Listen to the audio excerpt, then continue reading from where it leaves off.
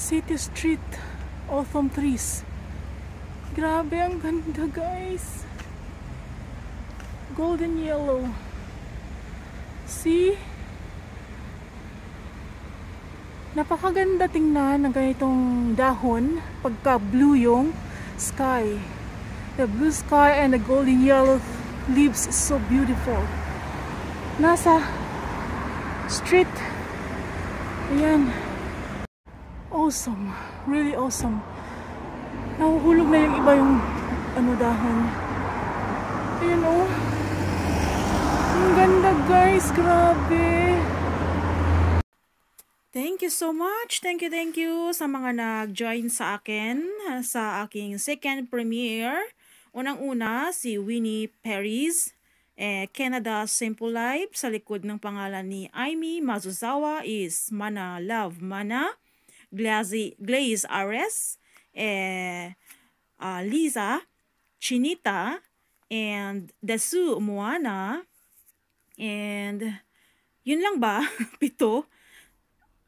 Vicky P, sorry. So pinaka-last. Then, sa pinakahuli na hanggang sa katapusan ay nakipag-chatting sa akin. Special mention to you sis, Liza Chinita. Thank you so much. Uulitin ko, Winnie Perez, Canada Simple Life. Sa likod ng pangalan ni Aimee Mazuzawa is Mana Love Mana, Glaze Ares, Desu Moana, Liza Chinita, Vicky P. Thank you so much guys sa inyong pag-join o sa inyong pagdaan sa aking premiere. Second time ko kasing mag-set ng premiere. Then salamat sa inyong bigay ng konting oras sa akin premiere. Thank you so much.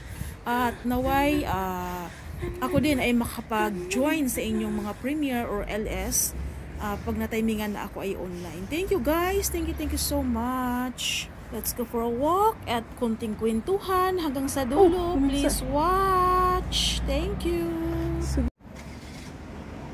Awesome. Wala akong masabi ko ni awesome. Golden yellow. Nalaglag na sila guys. Bye-bye leaves. Ayun. Tapos na. Middle of autumn na ba? Sino nakakaalam? Ayan. Walking alone. Hello sa lahat. Welcome to my channel. First time ko yatang sabihin yung ganon. Welcome to my channel. Thank you so much guys.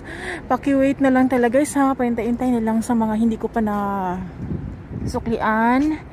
Yung mga madalas na mag-iwan ng bakas sa aking tahanan. Salamat ng marami.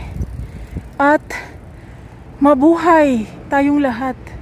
Ayan, nandito ako sa hindi ko alam kung saan to. far away from our home. 2 rides from train. Sorry. 2 rides by train, not from by train. Ayan. Then ako'y mag-iikot-ikot dahil wala akong pasok. Ayan. Nilalagyan nila ng Christmas light or illumination ang tawag nila dito sa Japan. Kulay blue, sakura tree yan siya. Ayan guys. Mga kaganapan sa banda rito. Ang cute ng kulay blue. My favorite color is blue. Ayan guys. Ayan guys, sa mga nagtatanong sa akin kung paano ko nakuha yung 4KWH sa loob ng 5 buwan. Unang-una, tiyaga.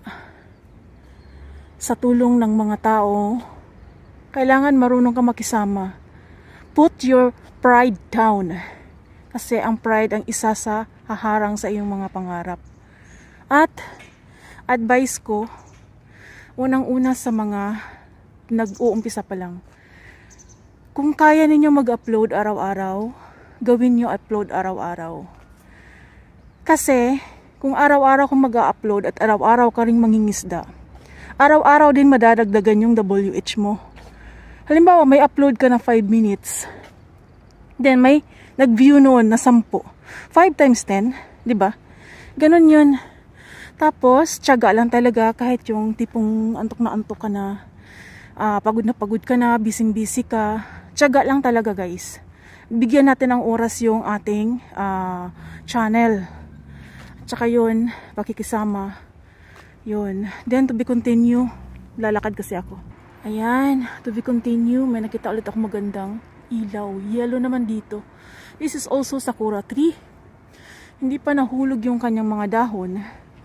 Yan yun guys. Upload araw-araw kasi ako, since nag-start ako, hindi ako mapakali sa isang araw na wala akong upload. Anything under the sun. Basta wag yung mga CPR, wag yung mga upload ng iba, i-upload, i-re-upload mo, bawal yun.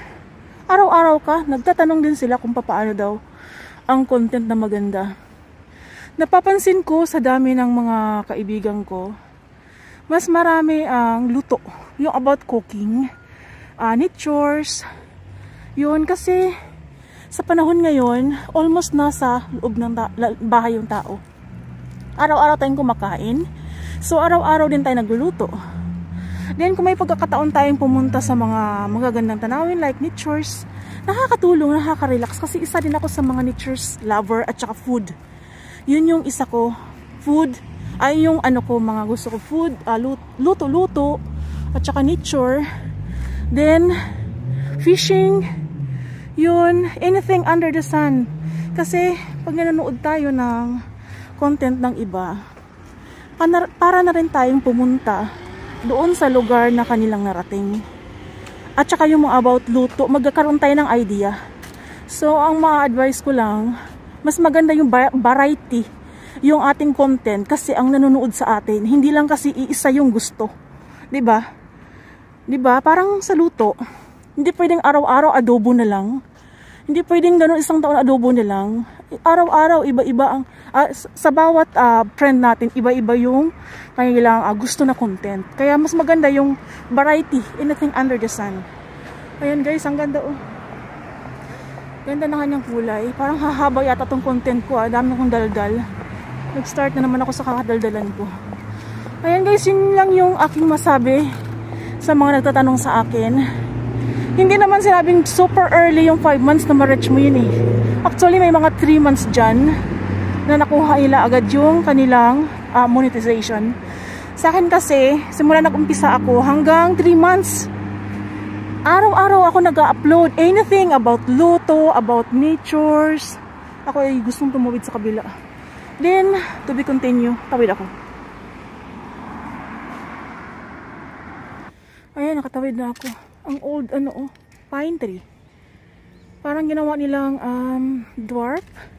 Tinali-talian para hindi mag-grow ng higher or tataas. Ayan guys.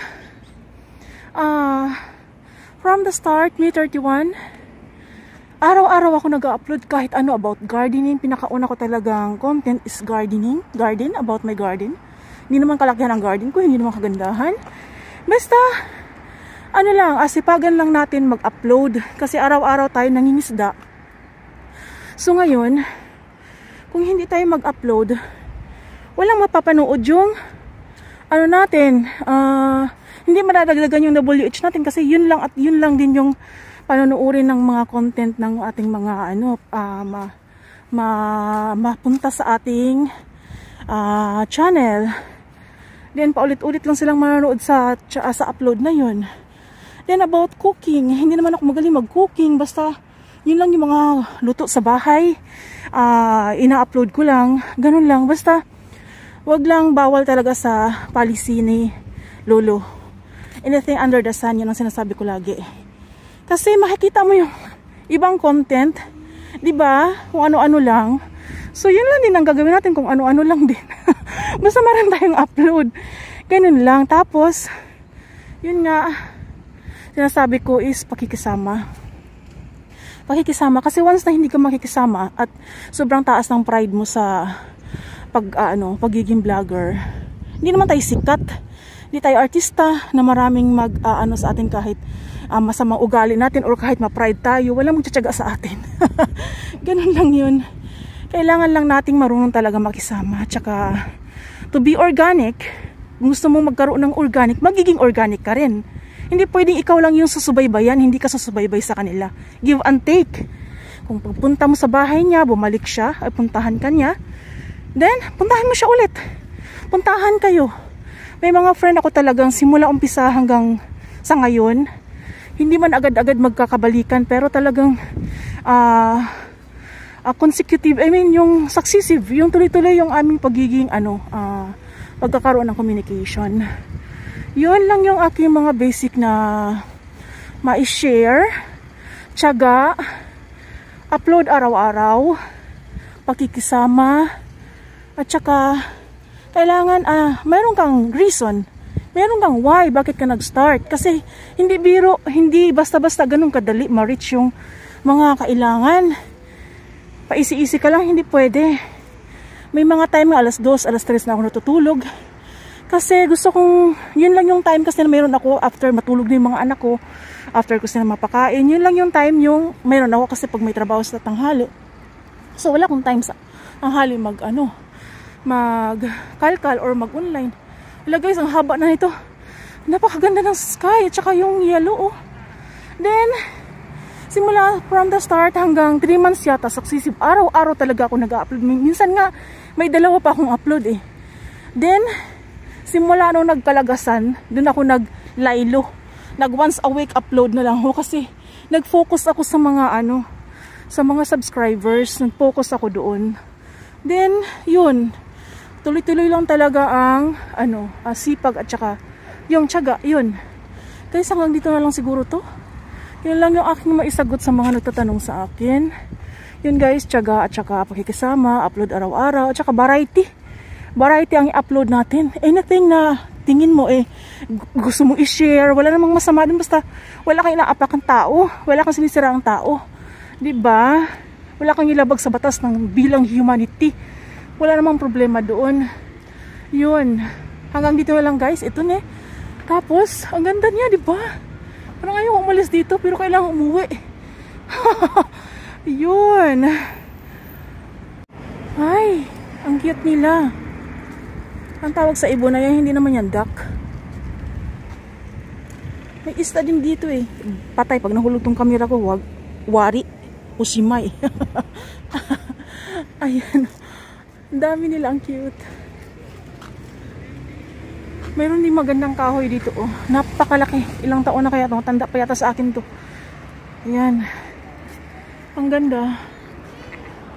Ang ganda ng weather kasi walang hangin kaya maganda maglakad-lakad. Hello. Hello everyone. Konnichiwa. Ohayou gozaimasu. Kanata no namae naman nandesu ka? Ano nga bang ibon? Ano bang pangalan sa ibon na to? Hindi ko alam. Ang cute. Uy, dumaan ako doon. Ang cute. Ayun guys, ang ganda ng kahoy oh. Ayan, hanggang dito na lang talaga ta. Wala na. Sobrang haba na, ayaw ko na.